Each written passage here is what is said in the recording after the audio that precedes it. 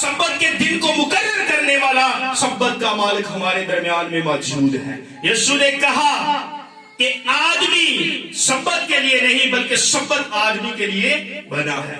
سو میرے عزیزوں کو جان نہ سکے وہ جو سبت کو بنانے والا ہے وہ کس طرح سے اس کے حکم کی عدولی کر سکتا ہے۔ اور یسوع مسیح نے کہا کہ کیا سبت کے دن نیکی کرنا روا نہیں ہے؟ کیا تمہارا بیل جو ہے وہ کنویں میں گر جائے تو تم اس کو نکالو گے؟ نہیں نکالو گے، ضرور نکالو گے، بلکہ وہ بنائی ہوئی باتوں پر، بنائی ہوئی جو ایسی رسمیں تھی ان پر جو ہے اپنا فوکس کرتے تھے۔ اور خداوند یسوع مسیح نے کہا کہ اے سفیدی پھری ہوئی قبروں، تم اندر سے اوپر سے تو سفید نظر آتی ہو لیکن تمہارے اندر کیا بھری ہوئی ہے؟ غلاظت بھری ہوئی ہے۔ وہ سمجھ نہ سکے یسوع مسیح کو، وہ سمجھ نہ سکے اس معلم کی تعلیم کو، وہ سمجھ نہ سکے اس جہان دو جہان کے مالک اور خالق کو، وہ سمجھ نہ سکے جو دنیا کا مسیحا آنے والا تھا، جس نے نجات کا کام کرنا تھا، جو میری اور آپ کی رہائی کے لیے آیا تھا، اسے سمجھ نہ سکے میرے عزیزوں، اور اس پر الزام لگا دیے اور اسے کہا کہ یہ کفر بکتا ہے، یہ سبت کے دن کا احترام نہیں کرتا۔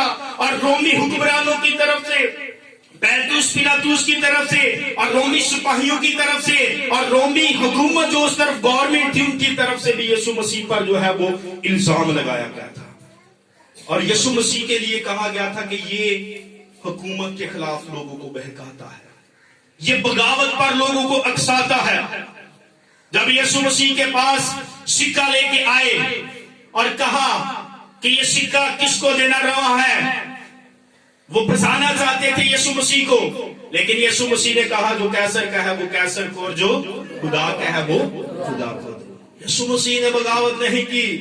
یسوع مسیح تو خود کلام مقدس کے اندر ہم دیکھتے ہیں کہ لکھا گیا ہے کہ ہر ایک حکومت کس کی طرف سے ہے؟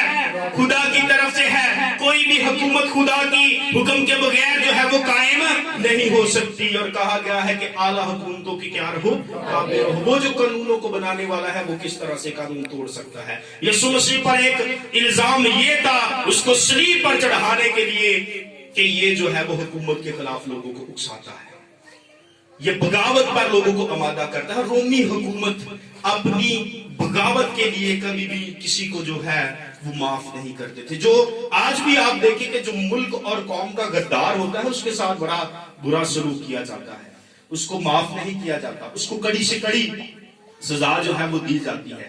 سو اسی طرح یسوع مسیح پر میرے عزیزوں ایک بغاوت کا الزام تھا جو رومی حکومت کی طرف سے تھا، اور جو یہودیوں کی طرف سے تھا وہ بھی میں نے آپ کو بتایا کہ یسوع پر یہ تھا کہ یہ کفر بکتا ہے، خدا کا بیٹا خود کو کہتا ہے اور گناہ معاف کرتا ہے۔ لیکن میرے عزیزوں وہ یسوع مسیح جو جہاں کا خدا تھا، جس کے پاس قدرت تھی، جس کے پاس یہ اتھارٹی تھی، جو مردوں کو زندہ کرتا تھا، جو زندگی کو بحال کرتا تھا، جو گناہوں کو معاف کرتا تھا، اس کو وہ سمجھ نہ سکے، ان کے ذہن میں یہ بات آ نہ سکی۔ ان کے ذہن کے اندر جو حکموں کی دستاویز تھی، کلام میں لکھا ہے کہ اس نے حکموں کی دستاویز کو کیا کر ڈالا؟ مٹا ڈالا۔ وہ انہی حکموں کی دستاویز کو فالو کرتے تھے جو شریعت کے اندر تھی، لیکن وہ کبھی بھی اس تعلیم کو نہ سمجھ سکے جو یسوع مسیح کی تعلیم تھی۔ اور یسوع مسیح کو انہوں نے جو ہے وہ امن و امان کا اور قوانین و ضوابط کا جو ہے وہ خطرہ انہوں نے ثابت کر کے اور یہ الزام لگا کر یسوع مسیح کو جو ہے وہ صلیب پر چڑھا دیا۔ یسوع مسیح کو جو ہے وہ صلیب پر چڑھا دیا گیا۔ جو ابھی ہم نے کانٹیکسٹ ابھی تلاوت کیا ہے اس کے اندر ہم نے دیکھا کہ یسوع مسیح کو جو ہے وہ صلیب پر جو ہے وہ چڑھا دیا گیا، اور پیلاطوس کی بیوی کلوڈیا پروکولا جو تھی اس کو بھی خواب آئی، اور یسوع مسیح کے بارے میں جو ہے اس پر یہ بھید کھلا کہ یہ شخص جو ہے یہ بے گناہ ہے، راست باز ہے۔ اس نے بھی پیلاطوس کو کہا کہ تو اس سے کچھ نہ کر، بلکہ اس کو کیا کر دے؟